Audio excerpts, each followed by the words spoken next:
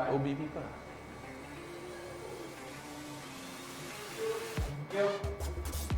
All right, ladies and gentlemen, magandang gabi. This is SPNation Season 2. Right with me is Juan Banal, Dino Lee, and of course yours truly, Sel Guevara.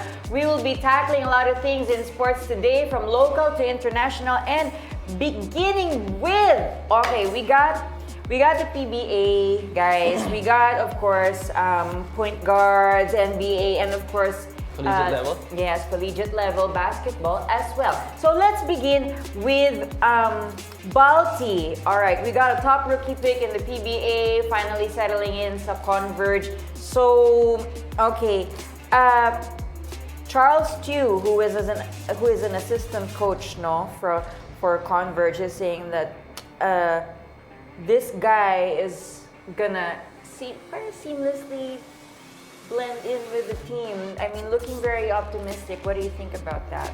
Well, they badly need Balti in the lineup. By the way, good evening, everyone. Thank you for joining us tonight. Dino looks stressed, but that has a lot to do with traffic. He's in his zone right now, so I'm excited to hear his thoughts about this. But just going back to Balti, it's a long time coming. There was a waiting period to get him on board. Yeah. But Converge is actually looking pretty good without him, but they could be better. I think that's my opinion about this because, again, they are heavily dependent on the guy likes of Aranya, who's been carrying the heavy lifting in the paint. I think swerte din yung Converge ngayon kasi may import eh. So kahit papano, it compensates for the lack of a big man. Now with Balti, I think yun magkakaroon ng sharing of minutes eh. Yun yung ano Isn't it diba? going to be crowded? I mean, you got an It import. It just so happened that he came in this conference that there's an import and big pa yung import, di ba? So, but it's also good for him. I would like to believe na parang at least hindi rin siya mabigla kagad, di ba? Dahan-dahan. Kahit ano sabihin mo, Coach Willie, all the other coaches here that played would always say na parang iba pa rin pag nasa PBA ka na, di ba? He is a marked man. But kumbaga hinog na kasi ito si Balti. And parang pagpasok niya dito, you don't even see him as a rookie. You just want to see him on his prime already na doing what he loves doing. And I think with him in Converge, I think they're faster. Kasi pag si Arana kasi hindi rin sila ang bilis kasi nung lineup nila eh. May small lineup pa yun, yung second unit nila, small lineup yun eh. Parang you have Stockton, Nieto, Winston, Stockton. So parang ang liit nung first three nila, the second three nila. But then, if you put a Balti there, he can run the floor with them. So with Arana kasi nag-iiba yung pace nila. Just so happen na tumatakbo din kasi yung import nila ngayon. And then you have I think Jordan Heading is such a good passer also. I think it's underrated. How good of a passer he is, plus he is a threat from the outside. And then Stockton likes to penetrate and find the drop pass. So Balti either way can definitely help Converge. And for me kasi nga, the way I see this Dino and Cel is, if let's say he doesn't work out in Converge, I am so positive, itataya ko bahay ko. Wala akong bahay. Pero itataya ko if I had one, na other teams would be scrambling to get a Balti. Right. So either way, having him in the league already, just get him in already, and I think for sure anybody would have loved to have a Balti in the lineup. Okay, Dino, let's see how this versatility of Balti as a big man who can run the floor, how does it reflect in the numbers? How is he going to add value to Converge? Definitely, he's gonna make an impact from the get-go. I don't know if it's official already, but I do believe yung as soon as possible maglalaro na to si Balti. For maybe the next game of Converge, I'm not sure what day it is, but he will definitely play. Impact is out of the question dito sa conversation natin. Yes, sinasabi ng mga tao mas tougher yung competition sa PBA compared sa MPBL. Yeah. But people like me tend to forget, his prior stints. If we will take a look back. Yeah. When he played he was a champion high school level with NU in his last year.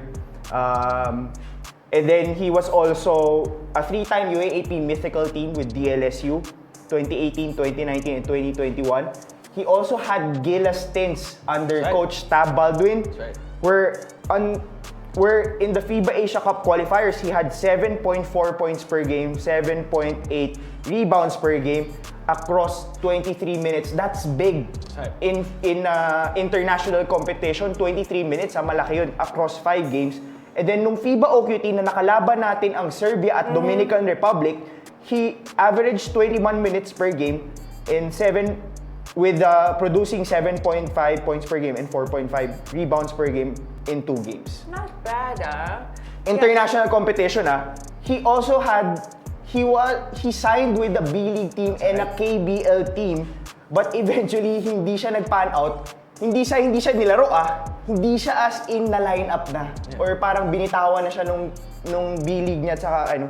And then 2021 might not be the last time we see him in a Gilas uniform, in my opinion. Kasi if you look at him, yung skill set niya, he's a beast on the boards.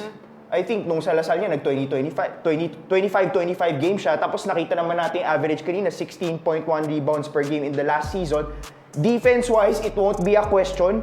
1.2 steals, 1.2 steals per game, blocks per game sa MPBL. And then he doesn't foul. 1.6 personal fouls per game. And nakita naman natin sa MPBL na yes, kalaban niya doon is grown men. Yeah. But he made grown men look like boys. He was the dominant guy all throughout the 2 seasons he played, the 2 full seasons he played in the First time, MPBL. diba? First time na back-to-back MVP. Oh, back-to-back MVP, back-to-back finals MVP, back-to-back champions.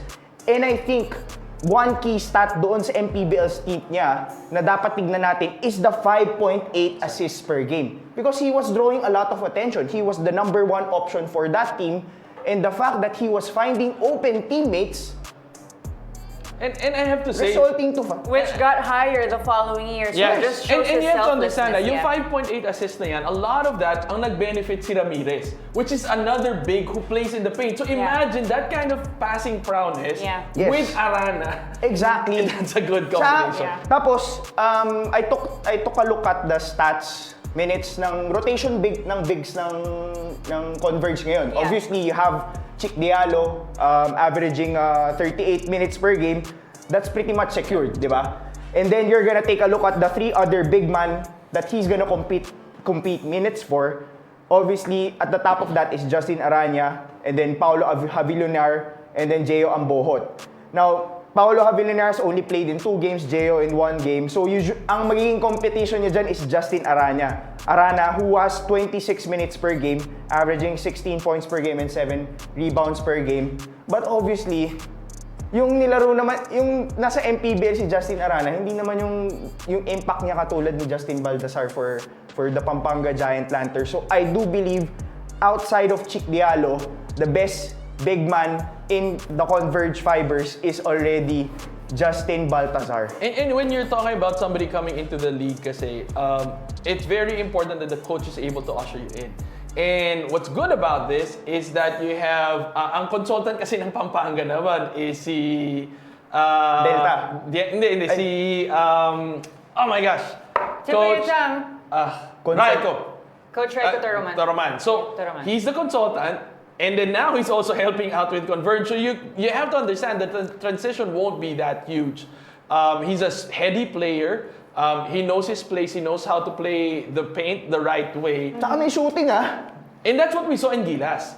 Yung mid-range jumper niya from the 3. May tira sa 3. So yun ang nakita. Which hindi na natin masyado nakita kasi nga dominant sa big. Hindi na niya kailangan lumabas Exactly. So I do agree with Dino that I think it's not the last time we're gonna see him in Gilas. There is a strong, lalo na patangkad yung lineup ng Gilas.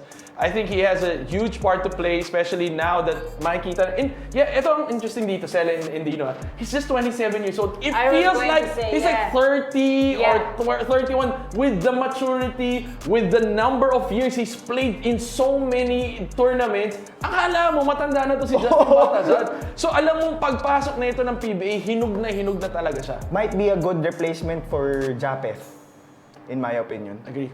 Yeah, but Japeth actually just developed his jumper pretty much late. Diba? That's right. Kaya iba-iba itong So this guy is a bit different because he already is coming in with that versatility in the post or his jump shots. But what do you think given his role in the PBA with Converge where meron siyang ka-twin tower, because he's a multi-dimensional player for sure, so what kind of Balti are we going to see? Do we see someone banging himself in the shaded area or someone who's going to pull out, rotate the ball, and give good looks to his import? But I think we're gonna see both. Right. I think inside, outside. Yeah, that's right. Kasi sa sobrang dominant niya sa ilalim sa MPBL na walang makapigil sa kanya, hindi na niya kailangan lumabas. But obviously in the PBA, you're gonna play with bigger players, tougher competition, much more skilled players. Yes. But I think with the way Converge is running things, I think and obviously nandun si Coach Charles Yu, si Coach Raiko Toroman na sinabi ni Juan, malamang labas loob ang gagamitin, maganda kasi implement dyan, nila. kasi with Arana kasi, medyo one-dimensional yung approach. Ilalim lang. talaga. Back down player, which is really good. He's good at it. Medyo right? sapawan siya ni Chick. Ang galing. Pero ito, si Justin now puts medyo may diversity ngayon sa approach nila, how they're gonna run it with a big man that can play outside and inside. Complementary siya kay Chick Diallo. And at the same time, I think mawawalan talaga ng minutes dito si Javi Lunar and si Ambohot. Definitely. It's gonna be a three-headed monster. Obviously, Chick will take most of the minutes and then it will be split about with Justin Arana and Justin Baltasar depending on the matchup they will have with the teams in the PBA. It's gonna be interesting which in his stat sheet, and we're talking about Balti, ang tataas come year 2025. Is it his points, his rebounds, or assists? Because he's such a multi-dimensional player, so we can't wait to see him in the PBA. Now, from bigs who have their jump shots, now we go to who do we think is the greatest point guard in the NBA. So CP3, Chris Paul, does he rank, or with regards to being ranked, actually that's the better question, yun ang mas tamang tanong eh. With regards to being ranked sa likes of John Stockton, I think I saw here also Steve Nash, right? Jason Kidd and all that. Where does he place in the NBA? And what does this mean for his career? I mean, the guy is 39 years old, been playing 20 years in the league. I don't think though matatalo niya si John Stockton. With Grabe yung 15,000. But he's at the top, yeah. Parang feeling ko, in terms of assist, third pa siya kasi sa steals right now.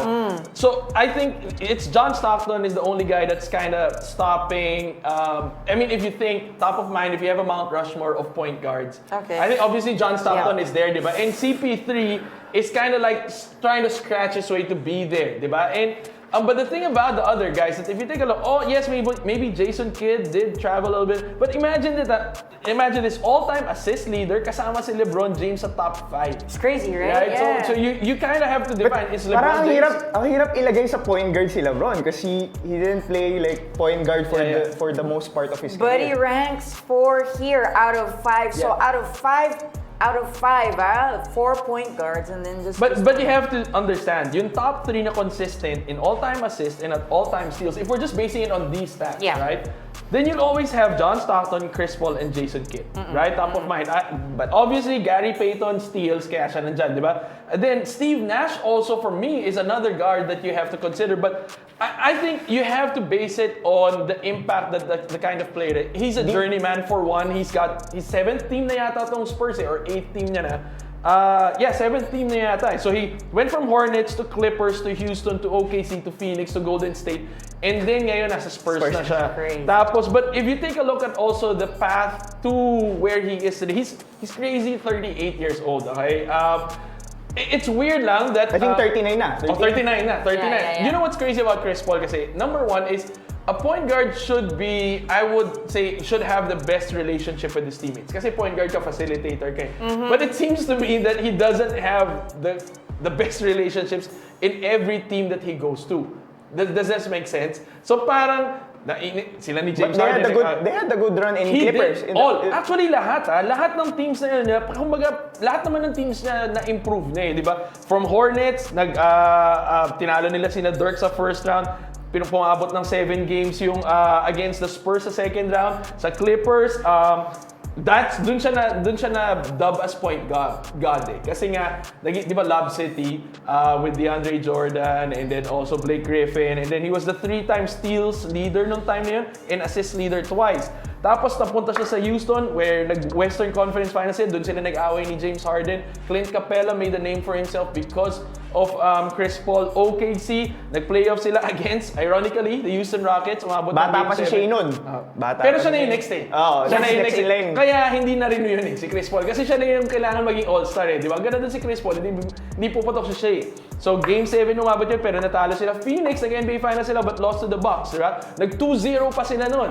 So, again, Chris Paul was there. And then Golden State Warriors, well, unfortunately, I think that was... Play-in lang sila dun yung didn't work out. The experiment didn't work out. Medyo hindi siya. And well, I think he came at the bad time also, wherein Clay was also the whole identity of Golden State. Is Clay exiting? What's gonna happen? Is this a new era? And then you bring in an old point guard, but a veteran point guard. They thought, I think they thought that Chris Paul could bring the team together because I think it was all in shambles.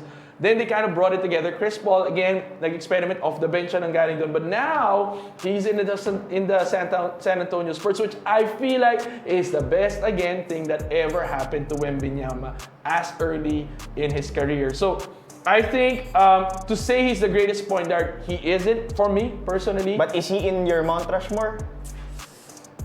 Top 5? Is he? Top 5, I would say yes. Okay. Where does he rank?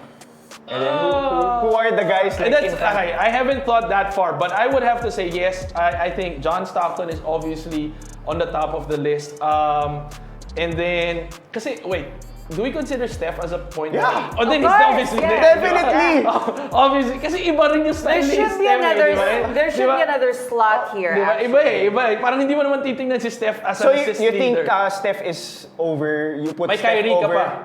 You have so a may Kyrie Kyrie ka Irving, pa, yes. di ba? So, and again, I'm biased to this in the last generation of athletes. But like I said, I do agree John Stockton is on the top of the list. So if to say that CP3, I think he really is a good point guard. He really is. Without a doubt, the way he plays, the way he carries the team, you would have wanted somebody like him in your team if you're struggling and you're trying to bring a team together and organize it. So I think he is in the top 5 personally for me. But to rank it, obviously 1 and 2, John Stockton has proven himself. And then you have Steph Curry, probably it's hard kasi to label as Steph Curry. It's hard to say that kasi he's known to be the best shooter of all time eh. But to say that he's the best point guard of all time, it's hard to say that Steph Curry is there. But Chris Paul, probably with the impact that he has brought to the teams that he's played in. Ako for me, yung caveat lang talaga is yung laging niyang hindi nakakasundo yung mga kakampi niya, di ba? Parang lagi, and siya mismo sinabi niya, statement niya mismo, sabi niya, difficult to deal mahirap with. akong kasama, di ba? Yeah. Alam ko na yun eh, mahirap na akong kasama. So again, for a point guard to be that way, that's a guy. Okay, so my question is, so there's definitely talks of him being, so there's definitely talks of him being in the Hall of Fame, no, as an inductee. So what does he need to do in his stint here in the Spurs for his being a Hall of Famer inductee? But that's a bit too high up there. I think he has to win a chip. I personally think, obviously, it hasn't happened for the likes of John Stockton, but I think for me, I think he needs to win that. And I don't know if he can do it with the Spurs. Malayo pa yun, pero yeah. So I mean, realistically speaking, I mean, Dino, what should CP3 do in the Spurs in order na ma-justify yung kanyang pagiging Hall of Fame inductee? I think with him, well, number 1, just to clear everything, I don't think he has a chance at this point of his career. I don't think he has a shot of winning a championship. Yeah, okay, let's take it out there. But yeah, there's a but. When we look at the NBA GM survey, when they were given a choice, yung mga GMs, to vote which active player will make the best head coach someday, at the top of the list was Chris Paul. But he doesn't get along with players. He might. No, it's different. Yung player at You think coach. so? I don't know. Well, to me, as a player, wala na siyang chance mag-championship. But maybe as a coach, he might have a chance. Okay, help me with my memory. Does a point guard who does not have that best of chemistry with his teammates be able to transition into a good coach. Have we ever seen like any point guard turn into a coach but has a history of not getting along with his teammates in the NBA, in the PBA? As far as my memory serves me, I don't. Like, most of the Yeah. point guards that I know are Well, most of good. them kasi are role players. Are good. So, usually kasi pag top dog ka, you set a high standard eh. Like, when you look at the great I have to players, agree. you have Michael Jordan, Kobe, they're not players that are fun to work with, to practice with because they set a really high standard like Chris Paul. So, to me, he's already, kumbaga, if he ends his career this season, he's a first ballot Hall of Famer, that's definitely for sure. Even if he doesn't win a championship. It happened for John Stockton, di ba? Hindi, That's what I'm saying. great player, Yeah. winning a lot of games, has the statistics and the accolades to kumbaga in his resume, pero wala siyang championship. So obviously, with the number 2 assist leader, obviously, Chris Paul is in the Hall of Fame. Automatic yan when he retires. But I wouldn't put him same as one in I guess kahit sa Mount Rushmore, baka he's on the outside looking in for me. Because you have Magic Johnson there, you have Steph Curry there, you have Bob Cousy there. Hindi lang syempre hindi pa tayo pinapanganak nun, pero he's a 6-time champion, 1-time MVP. Also have Oscar Robertson there along with John Stockton. Then, medyo nandyan din si Isaiah Thomas, Russell Westbrook, Jason May Kidd, Iverson ka Steve pa. Nash. May Allen Iverson, Allen Iverson yeah. ka pa, Gary How Payton, come we forget so who many? are all in the top 75 anniversary team along with Chris Paul. Luka Doncic is on his way also. Kasi start pa lang si Luka Doncic. I have to ask, well, Sel, you can chime in also. Yeah, I don't know if sure. we're moving on to the next topic, but kasi if you were to think of the role of a point guard, kasi kaya nga ako medyo delikado kay Steph eh. Kasi parang si Steph, parang, point guard ba talaga siya? Parang ganun eh, di ba? Parang I'd rather put him on off guard with his ability to score. But if you were to organize a So team, wala rin si Allen Iverson. yun na nga, kaya nga eh. Wala nga eh. Di ba? Pero isipin mo, Magic, I have to agree to Magic. I have to agree to Jason Kidd. I have to agree to John Stockton, Definitely. right? Kaya, pero pag tinignan mo yung qualities na yun, parang, shucks, nandun din si Chris Paul eh. Kaya niya Ang hirap mag-organize ng ng team. categories eh. Like, hindi mo lang titingnan din yung stats eh. Hindi talaga. The winning also impact is eh. important eh. Overall impact sa game ng isang point guard. And when you have an ideal point guard in your mind, parang the role that any coach would want for a point guard, and that's why Magic fits in that category. Same with Jason Kidd, di ba? Parang hindi selfish, talagang creator, facilitator. And then John Stockton is the same thing, di ba? Court general. That's a perfect totoo nga eh. definition Kaya nga, of court and that's why general. I feel like si Chris Paul is part of that. Kasi nga like for Gary Payton, you know he's a defensive specialist, but would you think for him to like, oh, he can facilitate the team, you know, makakatulog ka sa only at night knowing that you have a guard that can manage and control the game if it's on the floor. And I think that's the kind of guard that Chris Paul is. You know, you can, and I felt like that's why Golden State got him. That was the very reason. They needed a guard that can put, you know, Steph Curry in his right spot and then catch Clay in his right spot. There was an attempt to do that, but it didn't work out.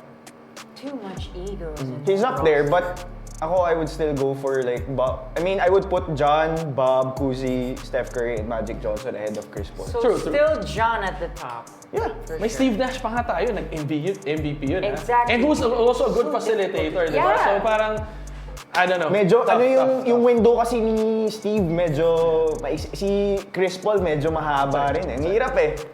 This is so difficult, just too crowded in the ranks. So anyway, let's set that topic aside and see how Chris Paul's career is going to unfold with the Spurs and how he's going to be well loved and accepted as a Hall of Fame inductee. But now from the NBA, we move on to collegiate basketball here in the Philippines. Okay, Benilde. Obviously, sorry to say, Coach Charles outplayed by the Mapua recently because of the heart and the gusto of the Mapua Cardinals to get that championship in their 100-year anniversary. But still, Charles too expresses his dedication to Benilde, and you know, he really is very devoted to that. So how does that kind of commitment going to have an effect on the future of Benilde, provided that ang Benilde is hoping to also keep their core players. Yeah. So, Well, how's this? Siguro the question here kasi is, what happened? Diba? Yeah. Parang they're there. I think this was dapat their year. Yeah. Well, I would beg to differ because I felt like Mapua had this year because parang lagi na silang bridesmaid. Like Mapua would always be there in the finals but then end up not and losing. And I think Clint Escamis was just the hunger from a Clint Escamis, I felt like I didn't feel that from the likes of Alan Liwag and Tony Inot. I didn't see that fire in their eyes to say, look, we win or go home, you know? For me, this was Mapua's year. Coach Charles did acknowledge that he was outcoached and parang, Mapua got the best of them. For me, I think the turning point really, or the biggest factor really would be the average turnovers. 21.5 turnovers. I mean, you can't win a championship with 21.5 turnovers. That's mahirap talaga yun, di ba? And it was a lot to do with parang they were just going through the motion of things that they weren't parang hindi nag-iisip. Yun ang feeling ko kasi we have to give credit to whom credit is due, di ba? The likes of sina Clint Escamis, they were really reading the passing lanes. Well, pero parang hello, matuto ka na nung game 1, but hindi ka pa natuto nung game 2, same mistakes. Di ba? Ang nangyari I think they were just outplayed, out-hustled by Mapua. Then Mapua shot lights out from the outside as well.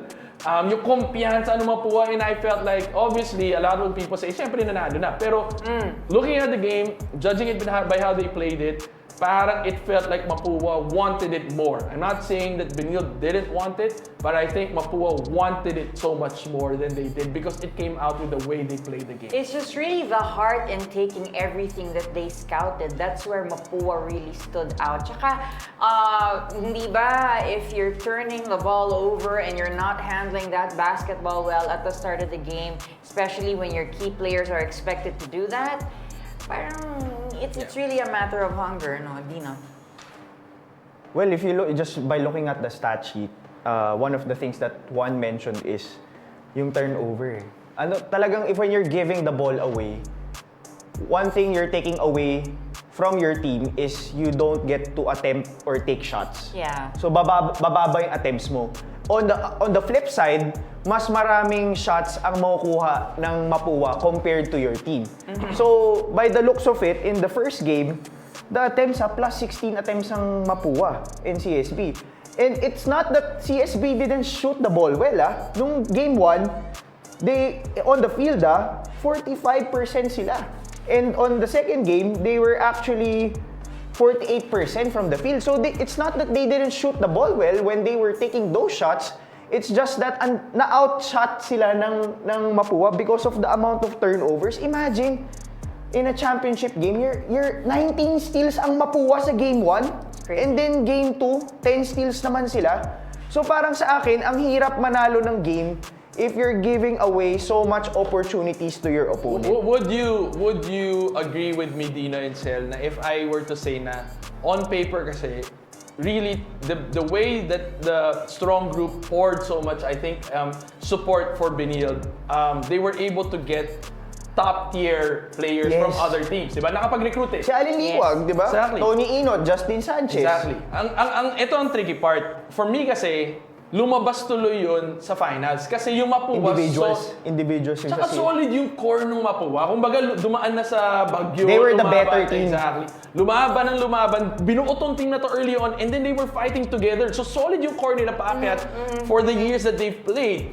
And then now, finally, parang nag-peak sila. Diba na, okay, ito na yung fruits of our labor. Parang yung Benil kasi, parang binuo mo yung sobrang lakas na individuals. Pero pagdating dun sa Dina na, parang kaya ba nilang sumabay dun sa core ng Mapua na parang alam na kaagad nila kung paano maglaro yung isa't isa eh. So, I think that's kind of like a biggest, kasi nga, pagka ganito kalaki yung turnovers, di ba, you start, sabi nga, meron ako coach na nakausap, alam mo, pag panalo, lahat tama eh. Pero pag natatalo, lumalabas lahat ng mali. Di ba? And we were hoping, that Benil would have turned it in game 2. I thought game 2 was Benil's, but then when I saw the way the game was being played, I said, this is no different from game 1. I didn't feel it from Alan Liwag and I didn't feel it from Tony Inot na parang iba eh. Hindi naman yung Mapua, yung Chris Subilla, yung Buboy Mangubat. Yung Recto. Hindi, Recto talaga. Lahat yan, para nakita na natin all throughout. Pero yung dalawang yun, parang feeling ko, mas gutom pa sila kaysa kay Inot tsaka kay Liwag. Bench points was 36-16 in favor of Mapua. It could also be Game that the two. out-hustling was so good in talagang nataranta ang And- Benil din pwedeng ganun. And with the rumors coming out that this might be the last season with SGA supporting CSB, they might have to look for a new booster for their program. Pero di na madami nakapila sa Team B nila na papasok next season. SJ Moore, di ba? They have a deep lineup, by the way. Benil also has a deep lineup. Pero boosters wise, I think ang laki talaga ng kawalan yung SGA. And at the same time, I think SGA gave it a shot. Yeah. Kasi I think you cannot deny that. Ang buo lakas naman ng team kasi talaga na nabuo nila eh. Oo, Para parang- ma-recruit mo lahat yun, ibig sabihin may suporta ka. Oh, and I think hindi lang naman during the time that Charles was the head coach. It was prior to Charles's time as the head coach. It was during TY's time na pumasok na ang SGA doon. They started winning games. Nag-start sila, I think, Final Four, and then eventually they reached the finals. Going up against Letran who had Renz Abando. So, malakas talaga yung Letran na yun, di ba? May Renz Abando ka dun. I think this was, parang tinitingnan ni SGA to, this was supposed to be their win. Kung nanalo sila dito, SGA might have continued the program. Okay, let's close this topic by asking this one question. So Coach Charles Chu expressed his commitment to CSB, but at the same time, he's going to have a lot on his shoulders as well as the assistant coach of Converge. So how is this going to, say, affect? I'm not saying positive or negative. How is this going? Maybe Charles is going to add new flavor to Benil because there's going to be a lot of like pro stuff that he can apply to CSB. So how is this going to be harmonious for Charles' coaching stint, and how is it going to affect his collegiate team and also his professional team in the PBA? Well, I can speak from experience, okay? So I've seen this happen already. My dad coached Ateneo, they won a championship. Yeah. Then he moved to Tokentex in the PBA, won a championship, and then went back to Ateneo. They lost in the finals against FEU, which again was against his brother. So it's not new. You used to see coaches jumping from collegiate Or sinasabay. That's right. pro. I mean, if you're looking at the champion coach, Coach Randy is coaching in San Juan Knights. That's right. And he's also coaching So sa hindi siya Mapua. bago, di ba? Hindi siya bago. But I think, and Coach Charles has a very, very strong coaching staff behind him, di ba? So Yeah. hindi rin naman as if pagkawala siya dun, it's not in good hands. But what I'm saying, I think Coach Charles did mention na parang he feels like it's a job not finished.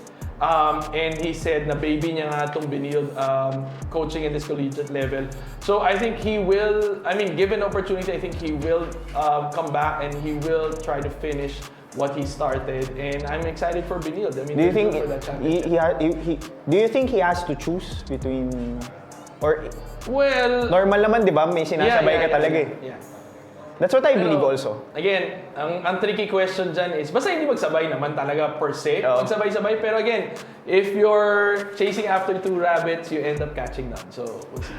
Yeah, so Well, might as well just focus Coach on one, Randy, right? pinagsabay. Sa akin, kung going back, I think usual naman yun. But it's proof with Coach Randy coaching San Juan Knights at the same time coaching. Pero si Coach Mapua. Randy kasi on paper was coaching someone. Pero remember, he took a break kasi di ba he had medical condition that he was trying to recover. Yeah. And it was Coach Nani Epundulan that was helping out San Juan heavily with Senator Jinggoy Estrada, di ba? Pero, iba pa rin eh. Yung pagsabay ng ganun ka-all out, tapos parehas nagde-demand ng panalo. Converge is looking to win. Yeah. And then Benil is looking to win. So, And you got a top rookie pick in Converge, so that's going to be very difficult to manage. But, let's see how this is going to unfold. Sorry, guys, I have to move on. Now, from collegiate basketball in the Philippines, now we go back to the NBA. So, every show, meron po tayong SPNation plus NBA expert picks. So, tonight, we're getting 2 NBA Cup games that are playing tomorrow. So, of course, we want to know, Are these matches going to be high scoring, low scoring? Who do we expect? Napuputok and everything. Okay, so first game we got the Hawks versus the Knicks. Okay, screen, there you go. Okay, so Juan, who's your It's pick? Dino's pick. Okay. Okay, yeah. So for this game, obviously I'm going with the New York Knicks over the Atlanta Hawks. Because I do believe the New York Knicks is a better team. For this matchup, I think it's New York's home court and the offense versus Atlanta's defense.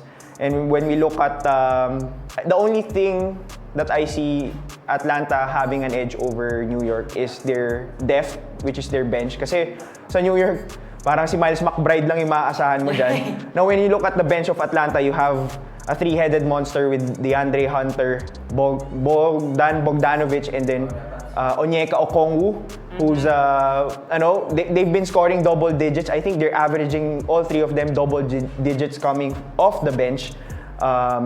Although this is their second meeting. The first meeting, Atlanta won, 121-116. Diyan pumutok yung breakout game ng rookie, ng number 1 pick na ni si Zachary Risache, 33 points and 6 3-pointers per game. But why am I saying the offense of New York versus Atlanta's defense? Because offensive rating, the number 1 in the league is actually New York. And then on the defensive end, Atlanta is actually number 19. So they're giving up, per 100 possessions, they're giving up 114.3 points per game. So parang kung hindi mag-click yung defense kung hindi makapag-set up ng defense or cannot establish yung defense yung Atlanta, malamang sa malamang New York ang mananalo dito. New York has won 10 out of their last 13 games. Atlanta is also coming hot, 6 out of their last 7 games. New York is 8-3 on their home court. Atlanta is 6-6 on the road. Injuries. Bogdan Bogdanovic is questionable tomorrow. DeAndre Hunter is probable. Jalen Johnson is questionable. And Trae Young is probable with their injuries. Josh Hart and questionable. And then Karl Anthony Towns is probable. So medyo may ganung mga factors pa. Are we expecting this to be like a high-scoring game? Yes, that definitely. Biased on the Knicks if they get it right? Yes. I think so. When Atlanta lost to Denver, they got it to score 141 points. Talk about that high-scoring ball game. And I siguro, Dino, I'd like to ask also, parang do you feel like Cat has actually adjusted well already? I think he has, no? He's found initially when New York, I saw them struggling with Brunson, couldn't get the groove. Iba yung Brunson. Pero ngayon, sabi ko, ito, gets ko na kung bakit trinade sila. I can see the potential of New York really being in the top three of the East. Before, they didn't have a big guy that can pop out and shoot the three. Randall tried naman pero hindi siya kasi consistent Diba? Si Julius Randle. Yeah. So, he tried pero hindi siya consistent Pero yung Cat kasi, 3-point shooting contest nga to diba? Magic bunot siya kasi. So, I mean, the trade I think is more. Then we talked about this, Dino. I think. Yeah. I think it really. Ako nga sabi ko, diba? Parang I still see New York outside of Boston. Outside of Boston, they're the best team in the East, competing with Cleveland. All right. So let's see how that's gonna happen tomorrow at 8:00 a.m. And now we go to Golden State and Houston. Okay. Maybe one can take this. Yeah, no. Dino's supposed to pick, but I would have to go with Golden State after beating Minnesota 114-106. I'm looking forward to the Golden State just riding on that wave. But again, that's why hindi ako yung pinapapick ngayon si Dino Kasi yung mga picks ko puro mali So, yung Golden State yung very confident ako na Miami tsaka LA. Mali pala. Tinawag ka ng 40 points na. Na 0-3 na rin naman kami ni IL. Yeah. But Dino, okay, so let's go with your pick on this one. Yeah, I go same kami ni Juan. I'll choose Golden State over Houston, even if Houston has the home court advantage here. Only because the GSW in the past couple of seasons, GSW has the number of the Rockets. Two things.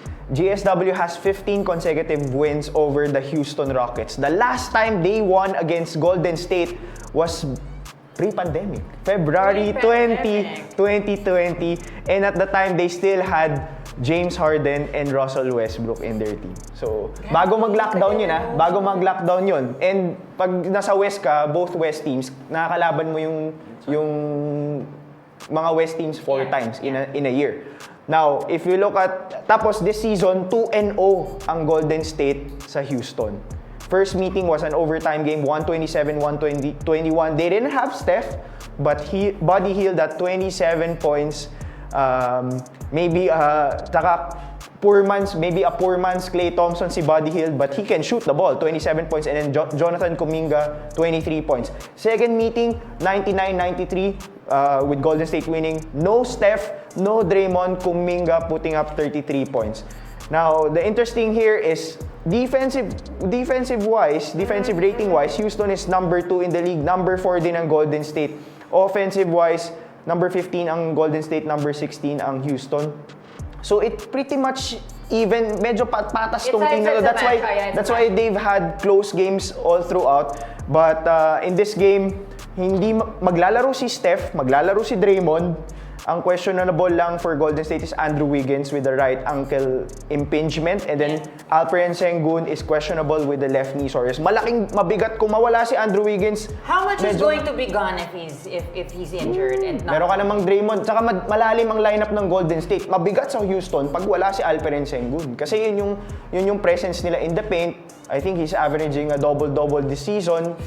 Go-to guy nila when they need the basket along with Jalen Green. Number 2 scorer nila in the team. So, sa akin, malaking bagay kung hindi maglaro dito si Alperen Sengun. Easy win to for Golden State. Parang malaking buhay. Pero magandang game to. Yeah. Okay, so let's go with your picks, guys. And now, pakinggan naman natin ang panayam ng ating mga social media subscribers. Okay, first comment from Champion Online Shop. Ano ba? Happy to see Miss El Guevara on board. So pretty pa. Okay, thanks guys. Bye. Flex. Bye. Okay, next is... Conscious ako Titi of Manila. Daming baon ni Lodi Dino. Appreciate you doing your research. Kudos to all of you. This show excites me. That's why notification on. Well, yeah, Sakit na nga ng ulo ko kasi we're covering so much. Usually kasi, when we look at yung mga like first take sila Stephen A. Smith, they don't cover all the sports leagues. They usually cover the NFL and the NBA at the same time. Us, we're like... Mas magaling ka kay Stephen A. Hindi. Oh, yeah. Mahirap. Stats pa lang mabigat Minsan sumasakit na yung ulo ko, tumitingin ng stats. But I'm learning a lot. Like, the beauty of what we do is, when we do research, we get to learn more about certain players, certain sports, certain leagues, and certain things that are currently happening. I think, that supplements what we do here. Yeah, and we're able to see the story behind the numbers. Pero sakit sa ulo. Sakit sa ulo talaga. Sakit sa ulo. Totoo. Sometimes you have to call up people that know more than you. Of course, definitely. Or see something else that you don't. Yeah. Next, we have Dropping Dimes Events Manila. Aabangan ko yang si Balti kung kaya ba niya tumapat sa bahay ng mga superstars at ililista daw ni Dropping Dimes ang Converge versus San Miguel and of course versus Barangay Ginebra. Kakayanin kaya niya si Junmar and Japet. So is it a Balti versus Junmar and a Balti versus Japet that we're eventually going to see? I think Balti brings in something different. Obviously Junmar is no perennial MVP pag Philippine for Cup, nothing. pag Philippine Cup walang import, malamang makakatapat na si Junmar at si Japet. But may Aranya ka So pwede silang Twin Towers palag. In other words, and they're younger. Yun yung maganda, di ba? But then again, this is Junmar we're talking about. Japet, I think Japet obviously is an easier matchup. Yeah, for him. He's much younger. Japet also plays a different role, but it's still Japet. So, but I think Balti bibigyan niya na madaming sakit sa ulo yung mga bigs ng PBA.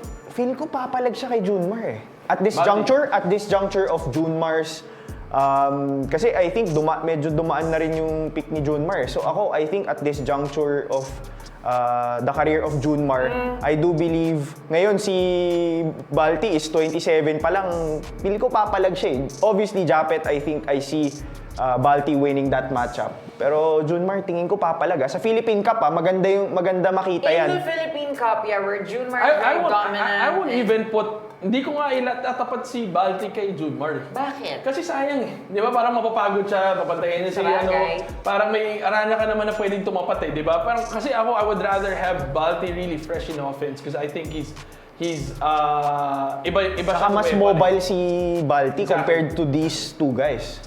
So, yun yung advantage niya, tingin ko. Tapos, Junmar is kinda slow, maybe defending on a pick and roll. Nagpapap to pag ginamit sa MPBL kasi hindi nila pinapatira sa tres kasi dominant na sa paint. But when Converge taps him to take those when they give him a green light to take those 3-point shots, medyo mapipilitan lumabas si Junmar at si Japet unless they put a smaller guy on him. Pero kung smaller, may galaw din to sa ilalim, popostehan naman ni Balti. So, I think, medyo flying under the radar to si Balti. Kahit ako, hindi ko na siya masyado napansin eh. Pero, looking at, doing the research, medyo mabigat to pagpasok ng PBA. Parang maganda tignan kung saan siya mananaig, kung madalas ba natin siyang makikitang poposte, madalas ba natin siyang makikitang magsushoot ng jumper, ano ba yung hihinog sa kanya doon, ano ba yung mauuna. And well, definitely, with Junmar, yes, pwedeng He's gonna force Junmar out. And pag mas mabaliit sa kanya, popostehan niya. Tsaka may drive si Balti. He can put the ball on the floor. But this is nothing new to Junmar. No, but again, we're talking about a prime Balti versus Junmar that's kind of declining in his... I mean, Junmar is still Junmar, like I said. But then again, I think Balti can expose a lot of flaws. Which is in the defense of the bigs with Junmar on floor. Sino ba bang ibang big man sa PBA na kaya tumapat, di ba? I mean, Meralco they have Cliff Hodge, but Cliff Hodge isn't Balti. Balti is something else.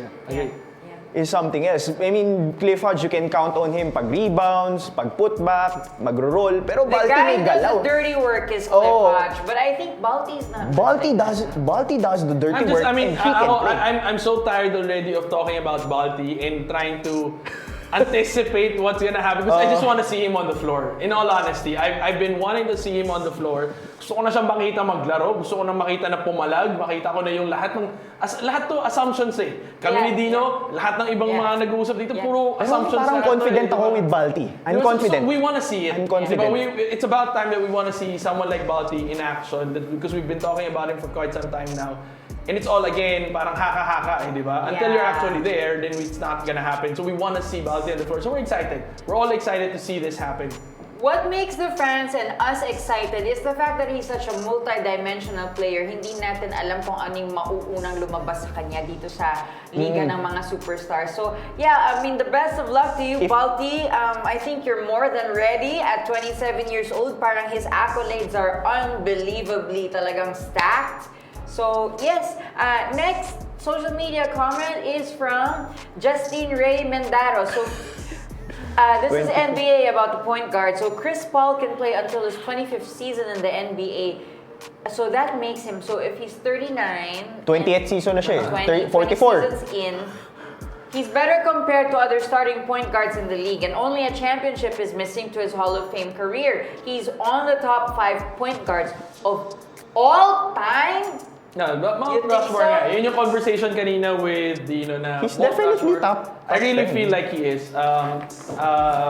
Again, based on top of mind, if you talk about textbook point guard, I think Chris Paul will be one of those that you would think of also. Pero depende rin sa categories eh, with Steph and... Hindi kaya nga ako, textbook point guard I'm saying textbook point guard. Yun na nga lang, pag nanalo siya ng championship, parang hindi mo na ma-deny na isa siya dun eh. But it's a long time coming. He might be top 5, top 6 in my list. Kasi obviously you have to put Magic. For me, Magic, Steph, Bob, and John is ahead of him. So he might be top 5 for me.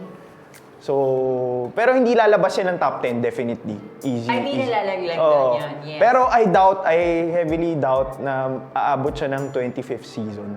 Kasi grueling yung NBA, 82 games every year. Yeah. Obviously, gusto rin naman ni Chris ma-enjoy yung... Hindi naman siya nagkukulang siya ng pera. I think gusto rin naman niya enjoy yung buhay niya after basketball. That's true. The wear and tear is going to bring him down if he extends that much longer. Okay, do we have a few more comments? So we have Power Mac. Nakaka-miss yung mainit na debate ni Dino and Juan. Pero mukhang chill naman sila paglabas. Knowing Juan, he's a true gentleman. You guys are doing a great job. Sana tumagal kayo hanggang 2050! Ilang taon na ako nun? Ito talagang si Power. Ikaw na magbilang. 60 na ako. Thank you, Power Mac. Again, we love the show. We love being able to express our thoughts and opinions. Again, opinion lang namin to. Parehas lang to na may opinion din kayo. So do comment sa comment section. Gusto namin yun. And we just love the sport that we talk about. Again, lahat kami assumptions lang lahat to. We base it on research, but again, haka-haka naman to. Intelligent assumptions ang tawag natin dito. But we just love talking about sports. And thank you for joining us. We really appreciate the viewers that join us every Monday, Wednesday, and Friday. Iba-iba yung halo ng namin. Kami ni Dino medyo iba yung flavor namin. Pag si Coach Willie nandito, Coach Rene nandito, si Ael iba dito. So the rest of we just enjoy doing what we're doing for you guys. Saka with assumptions, there's no right or wrong. Bilog ang bola. So please join in the fun. Yeah, Dino. Yeah, sa akin, natuto na rin ako kumalma compared to the first time namin. Alam mo naman, there was nothing wrong with that, Dino. We loved it. I think the audience loved it. Alam ni Sel yun. Alam mo, ayaw lang natin kasi sabayan yung stress ng traffic ngayong Christmas season. Doon pa lang mainit na ulan. Naalala ko yun. I mean, good memories yun kasi I think yun yung first time ni Sel, kami ni Juan. Tapos, that was during the time na Olympics it's always like that with Dino. He just knows his stuff and again, ayaw lang namin sabayan yung stress ng traffic. So kung nanonood kayo, pagka na-stress kayo nanonood kami, ayaw na namin dagdagan. Pag mainit si Dino, ito yung kanya research. The numbers are here. Ganon. Sa akin, tuwing show namin si Dino nag-thesis defense eh. Diba? Paano mo naman sa akin, if there's something that I want to point out, I will point out. And if there's something I will disagree, I will disagree. But for today, I think it was, I think both naman yung sentiments namin with Balti, Chris Paul, and siguro kung top 5 yan, baka iba na yan. Magdi-disagree tayo. But we're extending to top 10 because it's such a crowded point guard lineup. It's so hard to Tsaka ang hirap pag di mo napanood. Kasi syempre, during their time, Bob Cousy was like the Chris Paul or the Steph Curry of their time. So, you have to give respect then to the greats. Pero kasi, that's why, kaya mahirap siyang debate. Kasi, kaya I said textbook point guard. Kasi mahirap yung debate na parang, talaga ba, di ba, parang makakahon mo na ba yung isang player sa isang posisyon? Eh, di ba sinasabi nga nila ngayon, positionless basketball na nga eh, di ba? So, parang you have players, you have center shooting outside, di ba? Parang kung nagko-compete sa 3-point shooting contest, that never happened before, wala diba? talaga. So, parang mahirap na yun eh. Kaya lagi natin sabihin, ideally, textbook, by definition, parang sino bang ideal? Because like I feel like Steph Curry, even if on paper he's listed as point guard, he doesn't play like a point guard. No, definitely not. Definitely not. He's a shooting spectacle, so you have to put him in the off-guard position for that. So, do we have any more comments? We have Ian Perez, who says to Justin Raymondaro, so if he wants to, I think so, he can make any team better because of his leadership. And this is CP3, a true floor general. Is he? A vet that can make players play better with him. Siguro kung idol niya si Rafi Reeves, pwede. Rafi Reeves is still playing in the PBA. Yeah, that's true. Pero medyo na to, like, if he choose to, kaya naman eh. Pero, tingin mo, Juan, laabot? Ako, hindi na. Malayo. Ako rin parang nandun. Ako, for me, last run niya tong with Wemby. I really think, parang, he's gonna give this kid a shot and he's gonna help this kid, but that's as far as he Parang goes. transition lang siya for Wemby eh. Na eventually, I think Stephon Castle will take over. Who's the rookie parang they drafted. Parang forerunner lang to si Chris Paul. Just making sure that the organization is on the right track with this kind of talent. Tsaka medyo pa-transition health issues din si Coach Pam. And we've never seen kasi a player like Wemby. Oh yeah. Ever. Diba? So parang ayaw mong sayangin eh, diba? And to put Chris Paul there, it's like securing a better future for the likes of Wemby now. I mean, he's gonna be in history also, Chris Paul. Not that he's not, but maybe that's going to be his legacy when he becomes a Hall of Fame inductee, diba? Is helping out Wemby. Yeah, not necessarily a championship, but actually like boosting or developing someone like Wemby to be like super hinog and be the big 5 guy. more seasons. Grabe, 5 more seasons. We'll see. So, okay, do we have more social media comments? Meron pa ba? Meron pa ba? I think that's it. So, okay, we tackled the PBA, our top rookie in Balti, how he's going to be an important asset in Converge. And we also talked about who is the best, arguably the best point guard in the NBA, or who are our top 5s. Or sorry, top 10. Magagalit si Dino pag sinabi ko top, I think. Hindi naman. Dino, sorry.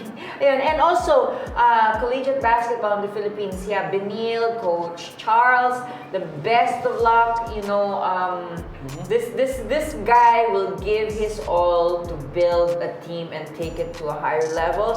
So yes, there you have it. And of course, sa mga bago pa lang dito, this is Sports Plus PH. If you want to elevate your sports knowledge and also develop your love for sports, dito lang po kayo, subscribe lang kayo. And of course, you have our link down there, sportsplus.ph. Sundan niyo po kami, follow our social media accounts. We're very active on Facebook and all our other social media accounts so that you can get all the updates, all the tips, whatever you want to know from international to local sports, basketball, or kung ano man sport yan that we love. So, there you go. This has been Sel Guevara, Dino Lee, and Juan Banal, and this is SPNation Season 2. Bye, guys.